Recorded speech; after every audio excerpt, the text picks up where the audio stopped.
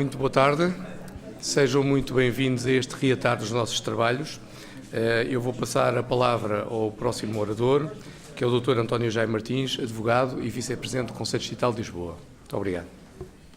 Boa tarde. Eu começo com uma reflexão. Podemos todos estar aqui a contribuir e desde 2013 o sistema vem-se procurando aperfeiçoar. Estamos todos, obviamente, preocupados com a eficácia da ação executiva,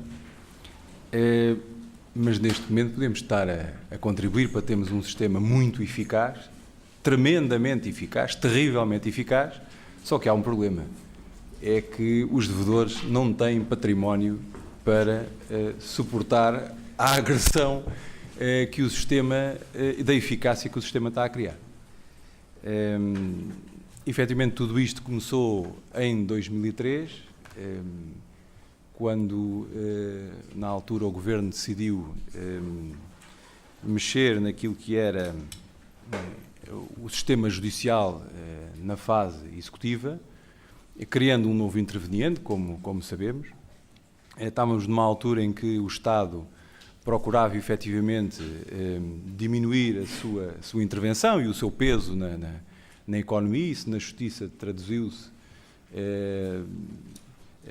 com a criação do solicitador de execução. Estamos lembrados também da privatização dos cartórios notariais em 2004, em que se assinou aos notários com a privatização e com uma série de atos que seriam de sua competência, e depois se retirou esses atos e eles ficaram um pouco como um barco sem água, mas não é, obviamente, disso que aqui vamos cuidar hoje. E, portanto, em 2003, com o Decreto-Lei 38 de 2003, cria-se um sistema misto. Passamos de um sistema judicial puro para um sistema misto, em que as ações executivas passam a ser tramitadas, como todos sabemos, entre as secretarias judiciais e os escritórios dos solicitadores de execução. E, efetivamente, os solicitadores de execução, passado alguns anos, enfim, já nos habituámos a essa ideia, efetivamente têm e os impere por delegação do Estado. E, portanto, praticam atos de execução em nome do Estado. Desde que, e a discussão pode ser essa, desde que não invadam a esfera jurisdicional, e essa é reservada constitucionalmente, como sabemos, aos magistrados judiciais.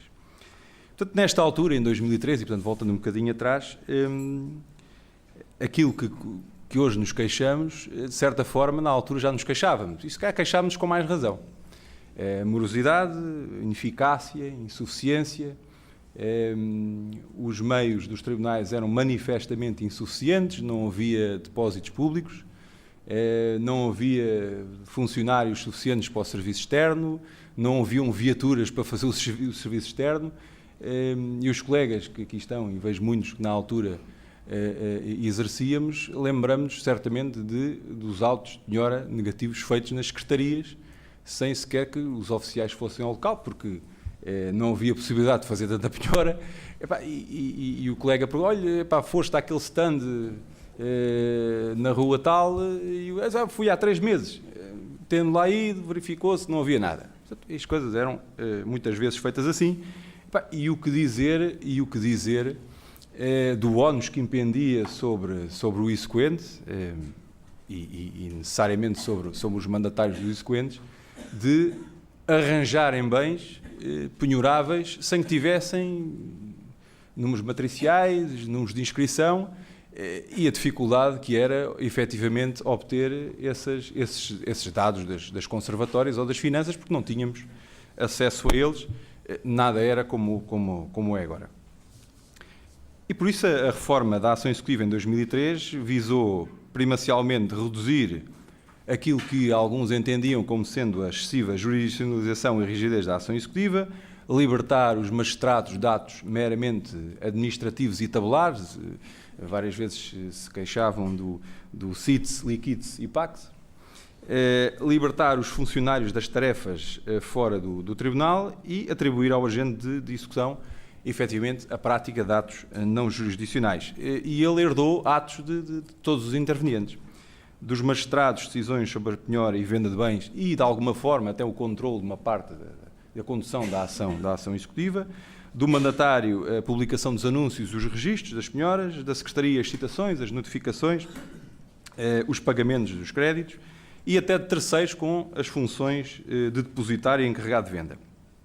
E o que é certo é que o juiz deixou então de ter a maior parte das intervenções burocráticas e tabulares que tinha para passar então a ter quase apenas a reserva do exercício da função jurisdicional, com a prolação do despacho preliminar, o julgamento dos enxertos, a anulação das vendas e a anulação da venda e indemnizações, a tutela dos direitos fundamentais, com as autorizações para entrar em domicílio do executado ou do terceiro, a dispensa do sigilo bancário e fiscal para a realização da penhora. O mandatário esse passou a exercer única e exclusivamente o mandato. Ele tem um impulso, dá entrada com o requerimento executivo, tem nessa altura ainda o ónus de impulsionar a execução, requer a dispensa de citação, fiscaliza, contribui para a fiscalização do papel do solicitador de execução, apresentando as reclamações e as impugnações e defendendo os interesses do mandante, seja ele exequente ou executado, nos enxertos declarativos. A Secretaria, por seu lado, intervém na fase inicial da execução e nos enxertos declarativos, assegurando a articulação entre o juiz e o solicitador de execução. E a coisa foi andando desde 2003, até que em 2008 se achou que haveria que apostar neste sistema e haveria que dar mais poderes ao agente de execução. E foi com isso que o decreto, foi nessa linha que o Decreto-Lei 226 de 2008, de 20 de novembro, conhecemos-lo bem, veio acentuar a vertente de sistema misto, na parte privada, digamos assim, desse sistema misto, desse sistema que foi consagrado em 2003, em que, se o quisermos resumir a meia dúzia de palavras, vem consagrar um sistema de dispensa de despacho liminar e de desnecessidade de citação para o início das diligências. E isto fez toda a diferença e foi isto que marcou as alterações que foram introduzidas em 2008. No entendimento de alguns, o juiz, porque há uma alteração introduzida ao artigo 809, número 1, em que se deixa de fazer referência ao poder de controle do juiz sobre a execução, para alguns entendem que esse poder até se terá esbatido ou mesmo esfumado. Penso que não podemos olvidar que existe o artigo 265, com o poder de direção, que é uma disposição geral, portanto se aplica à fase declaratória do processo, mas também à fase executiva. Há, em 2008, uma tipificação das intervenções judiciais, uma clarificação e um reforço dos poderes e competências do agente de execução, que, em contrapartida, passou a poder ser livremente substituído pelo exequente. São fixados prazos, e isto é importante, são fixados prazos gerais para a prática dos atos, há um prazo geral de 10 dias e um prazo de 5 dias para o início das consultas e diligências prévias à penhora e para a realização das notificações. A competência para a destituição sai dos tribunais e, portanto, é atribuída à Comissão para a Eficácia das Execuções e o poder disciplinar sai da alçada corporativa e passa também a pertencer à mesma Comissão.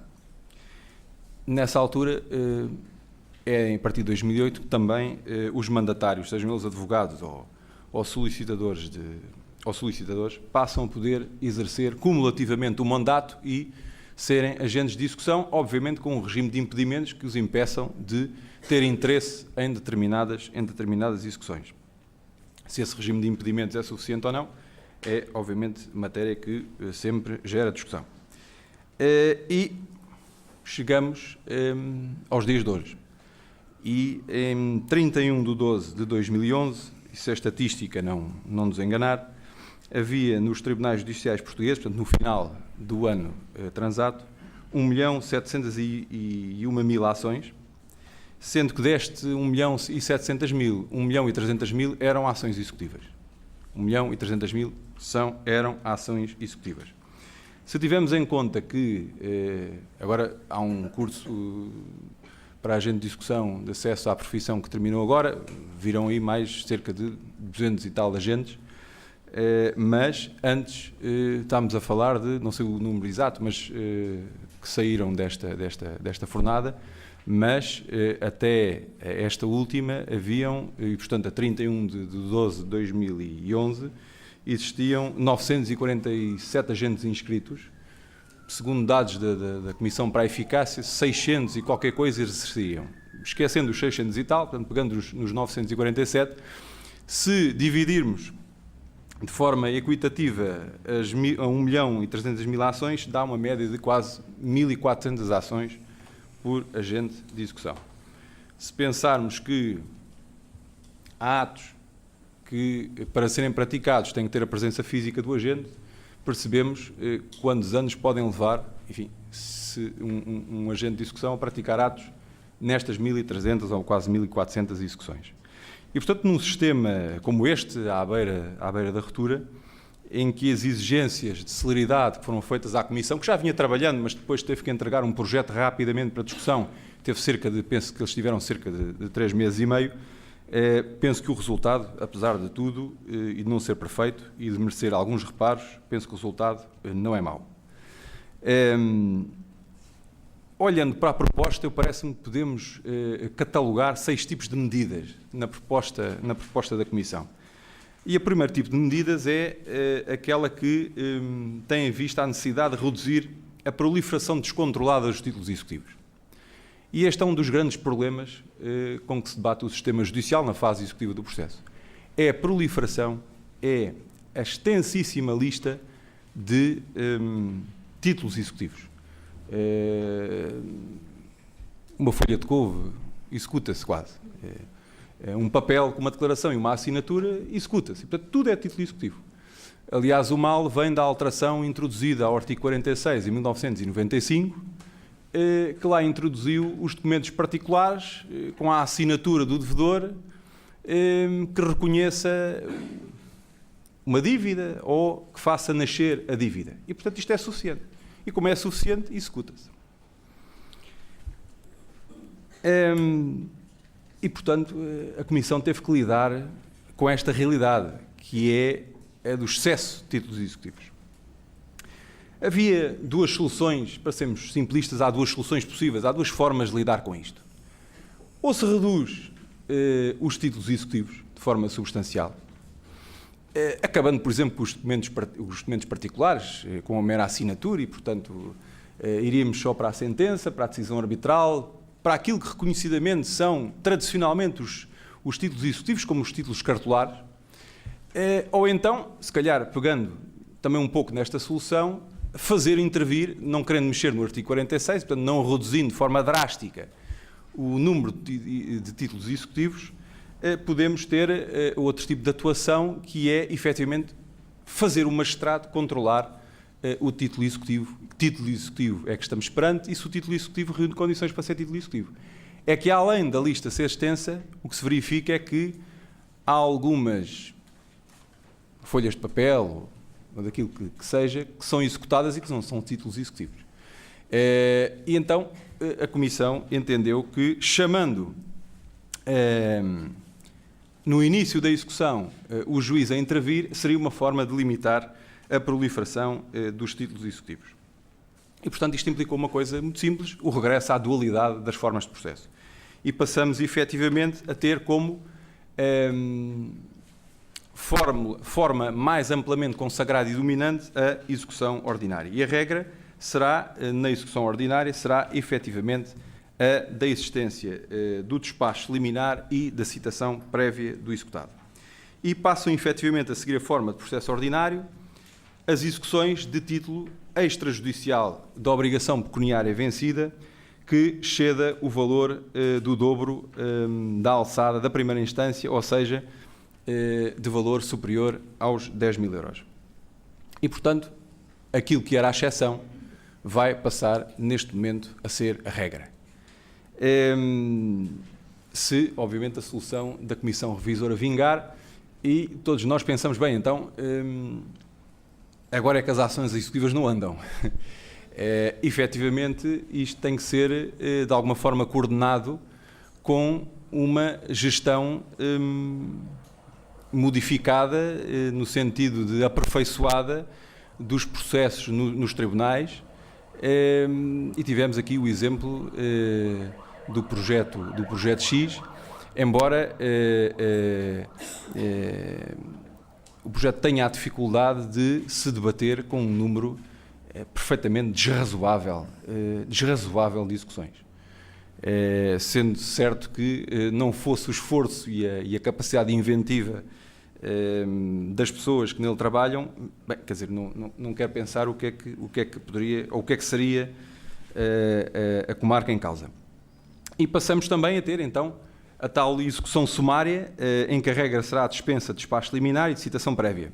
O processo sumário aplica-se às execuções de decisão judicial ou arbitral, ao requerimento de injunção com a aposição da fórmula executória, ao título judicial, ao título extrajudicial da obrigação pecuniária vencida de valor inferior ou igual a 10.000 euros e ao título extrajudicial que seja garantido por hipoteca ou por penhor. E, portanto, a malha apertou e só estes processos, só estas execuções é que não vão ao magistrado. Um tanto à látera para dizer que o Sr. Luís Carvalho já falou nisto, que relativamente à redação que a Comissão propõe para o artigo 929 do projeto, que é os meios de oposição ao requerimento de injunção que deu origem depois à aposição da fórmula executória, eu penso que a redação, como está, não se pode manter. E se mantiver é claramente inconstitucional. É claramente inconstitucional porque o Sr. Luís Carvalho referiu o acórdão do Tribunal Constitucional que diz que não devem ser admitidas restrições à oposição a deduzir nessa execução. E, portanto, não pode, a redação do preceito diz que pode ser deduzida a oposição à execução de título executivo com base em injunção na qual foi aposta a fórmula executória, desde que o oponente demonstre que circunstâncias excepcionais ou caso de força maior o impediu de o fazer na fase em que o título se consolidou. Ora, não é isto que diz o Tribunal Constitucional. O que o Tribunal Constitucional diz é que aquilo não é uma sentença judicial, nem é um título equiparável e, portanto, deve ser permitida a dedução de todos os meios de oposição. E mais, eu receio que a ausência de uma disposição transitória também gere a inconstitucionalidade. Porque na atual redação nós temos um acordo do Tribunal Constitucional que já veio reconhecer que todos os meios podem ser deduzidos em fase de execução e vamos ter uma redação que diz que a partir de agora um título já consolidado que se me apresenta a ser executado, eu antes executado podia deduzir as oposições e depois da entrada em vigor da alteração ao Código de Processo Civil já não posso deduzir. E, portanto, também esta ausência de disposição transitória poderá gerar a inconstitucionalidade. Um segundo tipo de medidas passa pela redistribuição das competências atribuídas ao oficial de justiça e aos agentes de execução. Como a fase dominante, como a forma dominante passa a ser a ordinária, passa a haver uma repartição da tramitação inicial, que passa a passar muito mais pelas secretarias judiciais. Por outro lado, é estabelecido aquilo que podemos designar de competência concorrente entre o oficial de justiça e o agente de execução. Na verdade, o oficial de justiça passa a poder intervir como agente de execução nas execuções movidas por pessoa singular para execução de créditos que não sejam de natureza profissional e de montante não superior, portanto igual ou inferior, a 10.000 euros.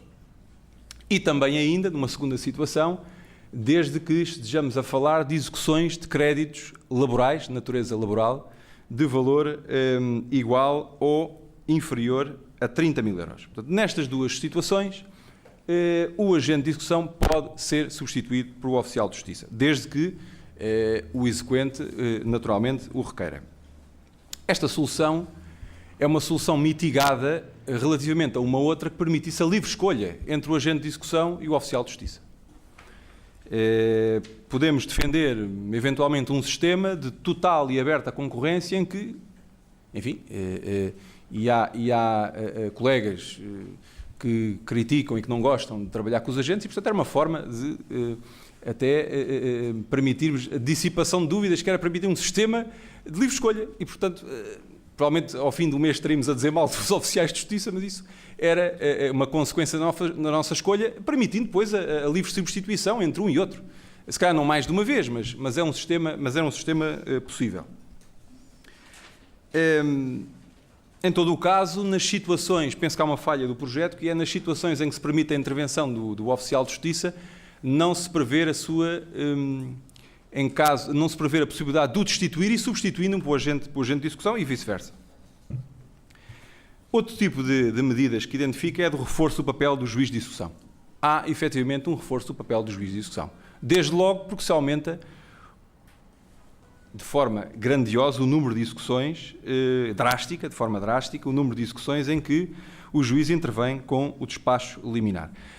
Havia uma coisa que me faz bastante confusão na lei vigente, que é o facto de ser o agente de execução, caber ao agente de execução a decisão sobre reduzir a penhora que incide sobre os rendimentos penhorados. E, portanto, está-se a pedir, efetivamente, ao agente de execução que reduza, possivelmente, também os seus honorários. Quer dizer, portanto, é uma daquelas situações que entendo que está contida na reserva jurisdicional, portanto, não devia nunca ter deixado de pertencer ao magistrado. Mas há outras situações que, efetivamente, a Comissão Revisora propõe sejam atribuídas ao magistrado e bem. E há um poder exclusivo que lhe é atribuído neste momento, nesta proposta, que é o poder, só o magistrado poderá fazer, de destituir o agente de execução, o que lhe havia sido retirado em 2008. Outro tipo de medidas, o quarto, é o de simplificação e celeridade da execução. Propõe-se no 675A, o qual passa a ter uma nova redação, a execução dos próprios autos, mediante simples requerimento, portanto, deixa de haver traslados e deixa de haver apensos, portanto, a execução nos próprios autos, independentemente da pluralidade de fins de execução. Sendo certo, estamos a falar de execução de sentenças judiciais. Admite-se também outra situação que, enfim, seguramente do nosso agrado, que o Sr. já falou, a admissibilidade da acumulação de execução fundada em título extrajudicial para entrega de coisa certa e pagamento de renda. Estamos a falar, naturalmente, do despejo e de, na mesma execução, pedirmos também o pagamento da renda, sendo que se permite, inclusive, pedir também as despesas e encargos. As despesas e encargos a que a lei se refere são seguramente as despesas e encargos do artigo 1078. Os condomínios, a luz, se for uma responsabilidade, a água, se for uma responsabilidade do arrendatário. Parece-me que isto depois tem que ser coordenado com a alteração do know-how relativamente à situação do fiador, que continuamos na dúvida. Há magistrados que dizem que é, outros que dizem que não é, relativamente à situação, à interpelação do fiador, se a mesma constitui ou não título executivo contra o fiador, porque senão há colegas que, como é o meu caso, que depois chegando às mãos do magistrado não é título executivo e volta, portanto, à fase declaratória. Acha que é? Há colegas que entendem, não é? Há também a abolição da citação prévia do executado nas execuções para entrega de coisa certa. E é feita uma alteração ao artigo 834, em que diz que a penhora começa pelos bens cujo valor pecuniário seja de mais fácil realização. A penhora começa pelos bens cujo valor pecuniário seja de mais fácil realização. Portanto, substitui-se, pelo menos de forma aberta, aquilo que se previa como sendo a penhora a começar pelos saldos bancários, sendo certo que, relativamente aos saldos bancários, dispensa-se a autorização judicial para a penhora desses saldos, possibilita-se que essa penhora seja feita por contacto direto do agente de execução com o gerente da dependência bancária, embora eu tenha dificuldade em ver na prática isto a funcionar, mas é possível que funcione. Diminui-se para 2 dias úteis, a contar da notificação da penhora, o dever de observância do direito de informação sobre se o executado tem ou não saldos bancários existentes nas instituições, e confere-se também a possibilidade de consulta às bases de dados do Banco de Portugal. Possibilita-se a todos os sujeitos processuais que tenham acesso por via eletrónica a todo o momento às diligências efetuadas pelo agente de execução. Isto vai depender da informática, a coisa não é fácil, não será fácil. Seguramente que o Ministério terá esta situação por debelar, porque efetivamente existem sistemas que podem não ser totalmente coincidentes no seu funcionamento.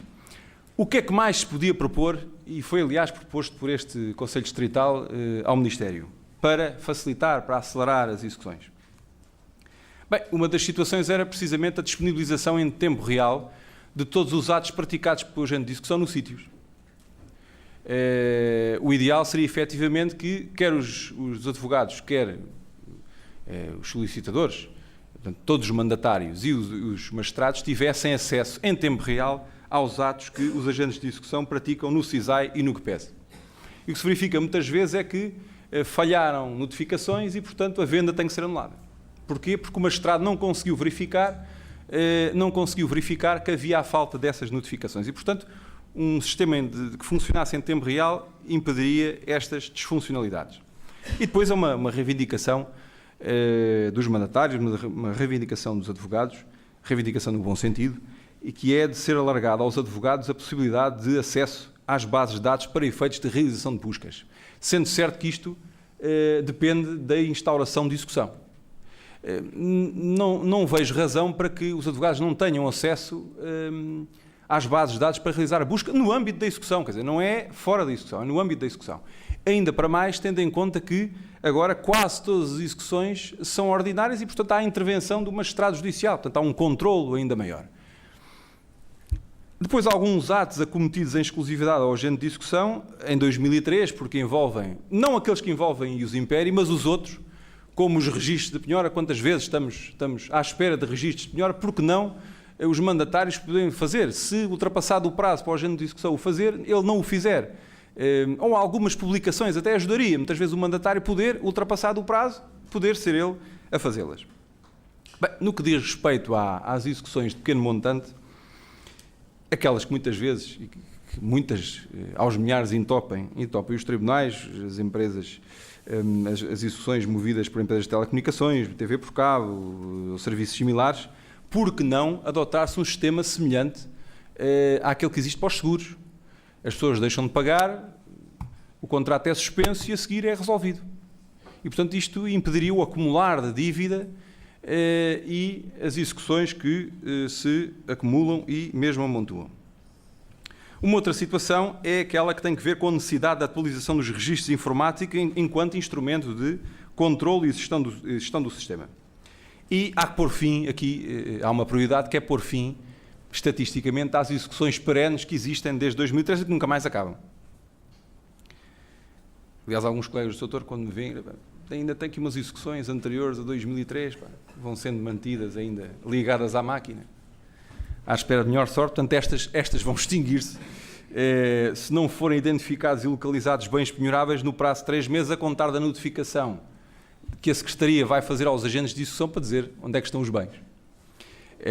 Se o agente de execução não encontrar bens, notifica ao exequente e o exequente tem que em 10 dias dizer onde é que eles estão. Se não os encontrar, então há extinção da execução, sendo certo que é possível ela ser revitalizada se esses bens forem descobertos mais à frente.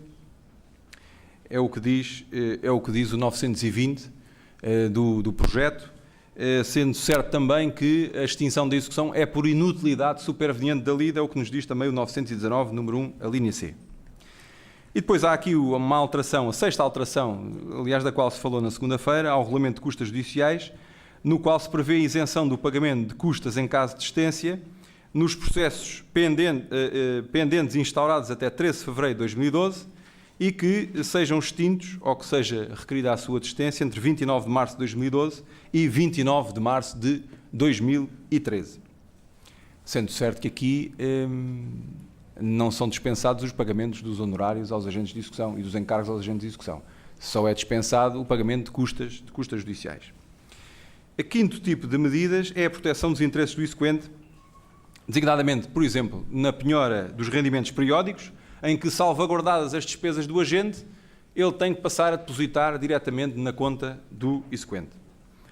Assegura-se a comunicabilidade da dívida exequenda ao cônjuge do executado, mesmo na execução. No caso das penhoras de veículos automóveis, ela passa a ser antecedida de imobilização. A possibilidade, é importante esta, do exequente adquirir os bens objeto de proposta em carta fechada, através de licitação entre ele, exequente, e o proponente de maior preço. Isto parece-me importante.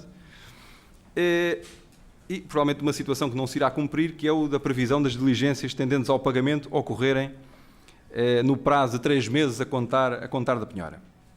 Sexto e último tipo de medidas, proteção dos interesses do executado. Prevê-se a suspensão das diligências destinadas à venda executiva ou adjudicação do bem penhorado quando estiver em causa a habitação efetiva. O termo utilizado pelo legislador é quando estiver em causa a habitação efetiva. O que é a habitação efetiva pode suscitar algumas dúvidas. Do conceito normal é habitação principal, habitação própria e permanente. Pode-se pôr a dúvida se aqui uma segunda habitação se não é efetiva, quer dizer, se eu for para lá todos os fins de semana, a habitação é efetiva, só que é a segunda habitação. Portanto, eu penso que o conceito poderá não ser feliz e levantará dúvidas. Penso que o legislador quer é evitar efetivamente a venda sem que seja dirimida a oposição à execução de primeiras habitações, de habitações principais. E penso também que este privilégio, tenho dúvidas se ele deve ser aplicado, concordo com ele, mas tenho dúvidas que ele possa ser aplicado a alguém que seja proprietário de muitos imóveis em Lisboa ou que seja titular de vários arrendamentos e, portanto, tenha outros sítios onde possa ter essa habitação principal. Consagra-se a impenhorabilidade dos 2/3 de parte líquida, não é ilíquida, não vamos discutir já se é ilíquida ou se é líquida, porque é parte líquida, sem o I, dos vencimentos, sendo que são vencimentos, salários ou prestações de qualquer natureza que assegurem a sua subsistência. Discutia-se, por exemplo, as rendas estavam sujeitas ou não a este limite, passam a estar, porque o que o legislador propõe é que se diga que de prestações de qualquer natureza que assegurem a subsistência do executado. A possibilidade do cônjuge único executado por título extrajudicial alegar que a dívida é comum, o que é uma alteração que não nos deixa de surpreender um bocadinho, por ser eventualmente um bocadinho ingênua, porque obviamente um executado só vai dizer que a dívida só vai ter interesse em dizer que a dívida é comum se quiser nomear à penhora bens que valham menos que aqueles que foram penhorados. Portanto, penso que a alteração gerará mais litigância e será pouco eficaz. E depois temos também a possibilidade de suspensão de venda de bens próprios se o executado invocar que a dívida é responsabilidade de ambos.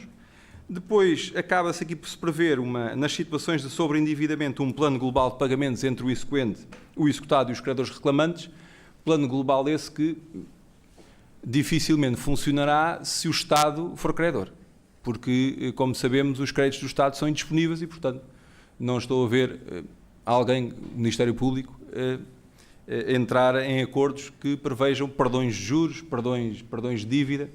Parece-me complicada a aplicação deste plano global de pagamentos se o Estado for credor. E sabemos que hoje, na maioria das situações, é.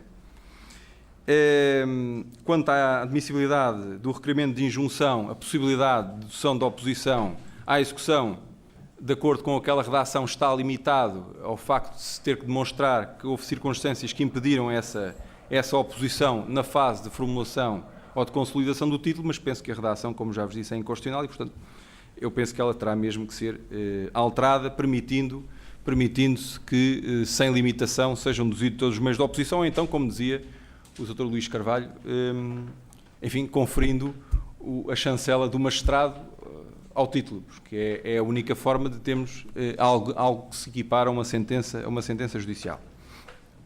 Quanto à proposta de revisão do Estatuto de Execução, prevê-se criar-se aqui a incompatibilidade entre o exercício do mandato judicial e o exercício da função de agente de execução. E, portanto, a ideia do projeto é estanquizar as profissões. Portanto, quem é advogado ou solicitador e exerce o mandato não pode ser agente de execução e vice-versa. Quem é agente de execução não pode exercer o mandato. Aliás, isto foi, diga-se de passagem, também moção aprovada no último Congresso dos Advogados em novembro. Depois há aqui uma situação, ou uma proposta que é feita, que eu, enfim, não sei se ela se aguentará, e que é efetivamente uma reivindicação da Câmara dos Solicitadores, e que tem que ver com o reforço, aqui o Sr. Doutor já falou nisso também, tem que ver com o reforço da imparcialidade e da autonomia do agente, em que se passa para o juiz a competência para a destituição. E, portanto, revoga-se o princípio da livre substituição do exequente, que o exequente poderá fazer ainda hoje ao abrigo do 808, número 6, em que pode livremente substituir o agente de execução. Há a revogação desta faculdade, e o que se propõe é a revogação desta faculdade, e essa destituição seria única e exclusivamente possível pelo magistrado judicial. Além disto, há motivos vinculativos para essa destituição, que teriam que ser a atuação dolosa ou a violação reiterada de deveres estatutários. E, portanto, aquilo que era, antes da alteração de 2008, que se permitia que o agente de execução que agisse de forma negligente pudesse ser destituído, esse fundamento no projeto da Comissão desaparece. E, portanto, só por dolo ou por violação de deveres estatutários. O Tribunal Constitucional já se pronunciou obviamente na atual legislação sobre esta matéria, numa situação em que um agente de execução vem suscitar a inconstitucionalidade do artigo 808, número 6, que permite a livre substituição pelo exequente, dizendo que ela é inconstitucional porque viola o acesso ao direito, do artigo 20, e o princípio da independência dos tribunais. E o que o Tribunal Constitucional entendeu é que independentes devem ser os juízes. E, portanto, que a característica da independência não é uma característica fundamental da atuação do agente de execução, designadamente se pensarmos que as competências jurisdicionais são reserva dos magistrados. E, portanto, não exercendo o agente de execução, nem podendo exercer competências jurisdicionais, ele não tem necessariamente que ter um exercício independente, ele tem que ser um exercício agarrado àquilo que é a lei adjetiva e, portanto, agarrado ao princípio da legalidade. Aliás, não é admissível que o agente de execução, tendo a lei adjetiva por cumprir, como nós e os magistrados, tendo um estatuto deontológico que se possa pensar que pode incumprir a lei e que tem que se garantir a sua total independência para que ele não se sinta tentado a incumpri-la. Não me parece que seja um argumento que se possa admitir, sendo certo que a proposta da Comissão mantém a liberdade de designação e, portanto, compete ao exequente nomear. Ora, se compete ao exequente nomear, poderá não fazer muito sentido, e a que título é que, a certa altura, e a meio do processo, e a partir do segundo de partida da execução, a partir desse momento ele já não o pode destituir, já não o pode substituir. Quando a escolha é livre à partida, eu penso que a escolha se deverá manter livre até à chegada. Até porque nestas coisas a concorrência, penso que faz bem a todos, não só aos mandatários, mas também aos agentes de execução. É uma forma de todos nós evoluirmos e, portanto, criar aqui de alguma forma contingentes ou reservas, parece-me que não beneficiará o sistema judicial. Só uma observação relativamente a esta matéria, que é a seguinte: a manter-se efetivamente essa revogação da livre substituição, parece-me que os motivos para a destituição pelo magistrado judicial não poderão ser só o dolo, a intenção de prejudicar, de lesar, nem a violação sistemática dos deveres estatutários, devem ser também a negligência. Porque não me parece que seja admissível que um exequente seja compelido a manter um agente de execução se ele manifestamente estiver desinteressado da execução, ou sistematicamente incumprir os prazos, que são de 5 e 10 dias para a prática dos atos. E, portanto, não me parece que a manter-se a revogação da livre substituição, não se deve, pelo menos, prever que ele possa ser destituído por negligência. No que diz respeito à reforma, o que tinha para vos dizer, concluí, ia só deixar algumas notas relativamente à sentença de Porto Alegre, que não vou contrariar, até porque ela tem, neste momento, forte adesão social, é quase um imperativo de solidariedade, não é? Também não maturei ainda suficiente e penso que eventualmente nem os próprios magistrados terão sequer maturado esta situação, e portanto é uma decisão que vai ser discutida. Tentei perceber a origem dela, e é aqui nos nossos vizinhos espanhóis. Encontrei aqui o acórdão do Colégio dos Procuradores de Pamplona, de uma decisão proferida em Navarra. Procurei a fundamentação jurídica, confesso, fiquei bastante decepcionado. Há uma única disposição que é citada, que é o artigo 3º, e que é uma disposição sobre interpretação jurídica das normas.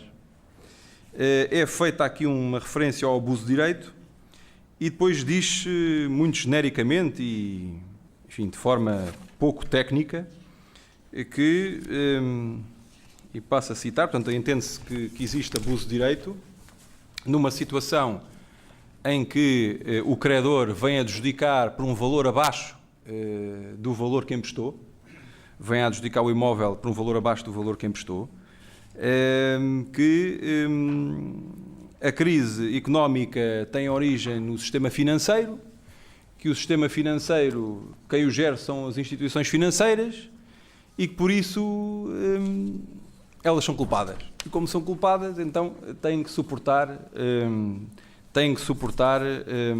este prejuízo. Portanto, não consegui aqui recolher nenhum argumento, pelo menos que me parecesse jurídico, nesta matéria. Relativamente à decisão proferida, a decisão começa por ir buscar a figura do abuso de direito, do 334. E lembro-me da minha altura de estudante, pelo menos, quando eu tinha alguma dificuldade em enquadrar um caso prático em alguma disposição vigente, que recorria à imponente obra do professor Menezes Cordeiro, que a todos certamente nos marcou, e às figuras do abuso de direito que ele lhe prevê, da boa-fé. E, portanto, a decisão começa por aí, por citar o venire, as inalegabilidades formais, suprécio, surrécio, o tu quoque, até que vem dizer que poderemos estar perante uma situação de desequilíbrio no exercício do direito de crédito. Desequilíbrio no exercício do direito de crédito e, portanto, estaremos perante uma situação de abuso de direito, 334, por desequilíbrio no exercício do direito de crédito. E aqui esta conclusão é sustentada juridicamente em três fundamentações, digamos assim. Por um lado, na primazia da materialidade subjacente, porque primazia da materialidade subjacente, porquê? Não sei se os colegas leram, portanto, o que estava em causa, não se vem dizer, a decisão não vem dizer que a entrega da casa extinga a dívida. O que se vem dizer é que o valor da adjudicação, que foi feito por 70% do valor do imóvel, o valor a ter em conta para a diferença, para o saldo a favor do credor, é aquele que resulta da diferença entre o valor do imóvel e o valor da dívida. Portanto, não é o valor da adjudicação, que foi feita por 70% do valor do imóvel, mas é o valor do imóvel relativamente ao valor da dívida. E, portanto, não é uma situação automática, entrega à casa, extingue a dívida, é uma situação de deve ser ponderado o valor do imóvel relativamente ao valor da dívida. E daí a primazia da materialidade subjacente, valor do imóvel. Por outro lado, a sentença fala também na proibição do enriquecimento ilícito, do 473. Aqui com a dificuldade, de se pensar que o enriquecimento tem que ser ilícito. E, portanto, há aqui na fundamentação a dificuldade de sustentar a ilicitude deste enriquecimento, uma vez que o credor aqui adjudica por 70%, que é o mínimo, e não tendo havido outra proposta, é o mínimo que é permitido, e, portanto, adjudica por 70% do valor base, ou daquele que seria o valor do imóvel. E depois, entende o Tribunal que há uma descaracterização da correspectividade entre o dever de prestar dos devedores e o direito à prestação do credor. O Tribunal parece entender que o mútuo se destinava a adquirir a casa para a habitação e, a partir do momento em que a casa é adjudicada e, portanto, o mútuo desaparece e deixa de haver o seu objeto e o fim a que se destinou, que isso contribuiria para que, para a descaracterização, estaríamos a esquecer a relação que existiria anteriormente, que era de um empréstimo para aquisição de habitação e que o empréstimo foi por aquele valor, porque a habitação teria sido comprada por aquele valor e, portanto, aquele valor deveria ser tido em conta. Portanto, é isto que, resumidamente, é isto que as várias páginas da sentença dizem. É um começo de debate, vai-se prolongar certamente,